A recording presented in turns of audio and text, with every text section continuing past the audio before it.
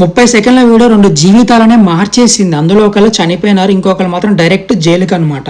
టాపిక్లోకి వెళ్తే మనము కేరళలోని కోజికోడ్ డిస్టిక్లో ఒక ఉమెన్ బస్సులో ట్రావెల్ అవుతూ సెల్ఫీ వీడియో రికార్డ్ చేసుకుంటుంది.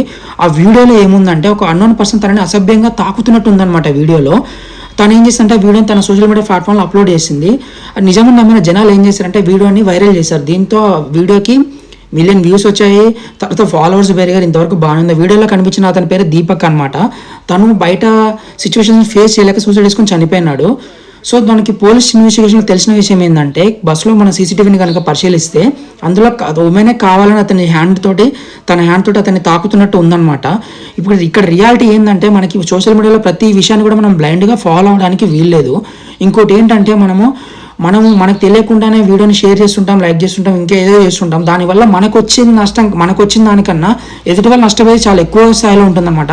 ఎగ్జాంపుల్ మనకి ఈ వీడియో చూపించవచ్చు. మనము ఎక్కడికైనా బయటికి వెళ్ళినప్పుడు సేఫ్టీ అనేది అమ్మాయిలకి కదా అబ్బాయిలకి కూడా ఉండాలన్నమాట. కొన్ని సిచ్యువేషన్స్ ఎలా ఉంటాయంటే మన ఇన్నోసెన్స్ని మనం ప్రూవ్ చేయలేము అనమాట. అట్లాంటి సిచ్యువేషన్స్ కూడా ఉంటాయి అనమాట. అందుకే నేను చెప్పేది ఏంటంటే బీ కేర్ఫుల్ బాయ్స్. మనం ఎక్కడికి వెళ్ళినప్పుడు చుట్టుపక్కల ఏం జరుగుతుంది ఏంటంటే అబ్జర్వ్ చేస్తే మనకే మంచిది.